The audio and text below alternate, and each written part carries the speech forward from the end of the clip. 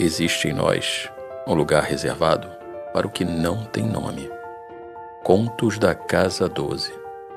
Um podcast sobre histórias das paisagens de nosso inconsciente. Todo sábado, um episódio novo. No episódio de hoje, a mesa da dívida inaudível. O conto desta noite fala sobre um personagem preso em uma culpa que não tem nome, mas que paralisa. Paralisa na espera por uma permissão, uma autorização que não virá, a não ser de si mesmo. Um gesto, uma decisão que pode ser tão pequena quanto um grão de poeira, mas que precisa acontecer para que a desconfortável e permanente sensação de uma vida não vivida desapareça. A sala está vazia. A dívida é inaudível. Na mesa, apenas uma folha em branco e um ponto de poeira. Havia uma sala onde o tempo se acumulava como poeira. Não era uma masmorra, nem uma torre.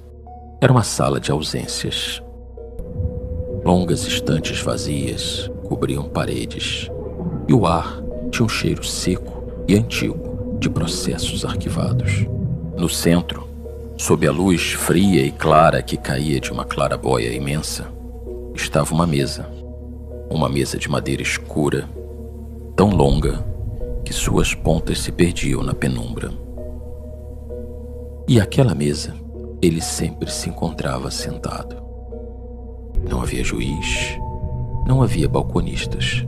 Apenas ele, a mesa e uma sensação pesada, como um casaco de lã molhado sobre os ombros, que sussurrava, sem usar palavras: você não pode começar. Você deve algo. O quê? A quem? A voz nunca dizia. Era uma dívida inaudível. Era o acusador silencioso. Uma presença preenchendo a sala mais do que qualquer mobília. Às vezes, das estantes vazias, vinham ecos, vozes, que reviravam projetos passados, esvaziando-os de sentido, dizendo que aquilo também não tinha dado em nada. Era o cobrador de dívidas passadas, alimentando o ciclo. E para não ouvi-los, ele fazia o que sempre fazia. Abria uma janela mental para o mundo exterior, um turbilhão de notícias, opiniões, ruídos, e se alimentava daquela confusão.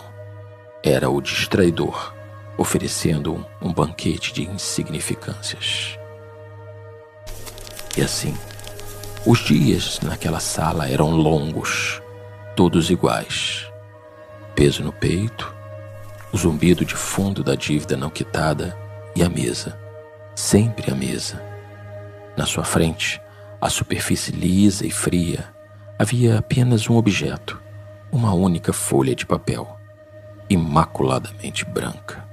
Ao lado, uma caneta de tinta preta. Por anos, ou seriam séculos, ele acreditou que seu papel era assinar algo, um acordo, um perdão, um termo de quitação. Ele esperava que o acusador finalmente dissesse a sentença. Esperava que uma voz externa lhe concedesse a permissão. Esperava ouvir a palavra que havia perdido. Até que um dia, um indistinto dia, de todos os outros, algo quebrou. Não foi um estrondo, foi um silêncio. O zumbido parou e naquele vácuo, sem som, ele não ouviu mais a dívida. Olhou para a mesa, estava vazia. Olhou para as estantes, vazias. O acusador silencioso ainda estava lá, mas agora era apenas uma sombra na parede, observando. A impaciência que sempre fervera em seu sangue, aquela água verde e agitada da culpa, começou a se acalmar. Assentou, e no seu lugar subiu uma lucidez fria, translúcida. A pergunta não era mais o que eu devo, era outra, uma pergunta que não precisava de voz, porque preenchia o espaço da sala com sua presença tácita. A autorização não viria de fora, nunca viria. A folha em branco não era um contrato a ser assinado, era uma página, apenas uma página. A mão dele fechou-se em torno do corpo frio da caneta.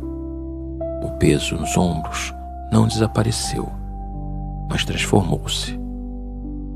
Já não era o peso do fardo, era o peso da escolha. O silêncio agora era profundo, atento. O distraidor lá fora ainda oferecia seu ruído. O cobrador sussurrava velhas histórias, mas na sala o único movimento era o leve tremor de sua mão pairando sobre o canto superior esquerdo do papel. O ar, antes totalmente parado, dançava agora com esse leve tremor. Então ele viu um único grão de poeira, iluminado em um raio diagonal de luz da clarabóia, descia em uma espiral lenta, dançante e deliberada. Ele a observou descer, flutuar, hesitar por um último instante no ar e pousar, suavemente, perfeitamente. Pousou sobre o branco imaculado do papel.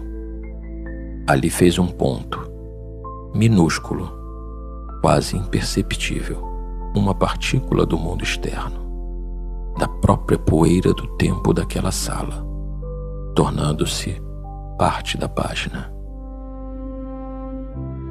E enquanto aquele ponto, nem tinta nem letra, apenas existência, se fixava no branco, a única coisa que se ouviu, vinda não se sabe de onde, foi um longo, profundo e único suspiro.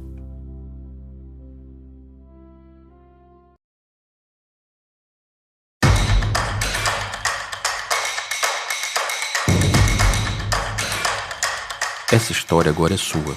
Ela mora onde moram todos os contos da Casa 12, no espaço entre o que se conta e o que se cala. Se ela ecoou em você, curta e compartilhe este episódio com alguém. Siga Contos da Casa 12 nas redes sociais. Afinal, algumas histórias só se completam quando são passadas adiante.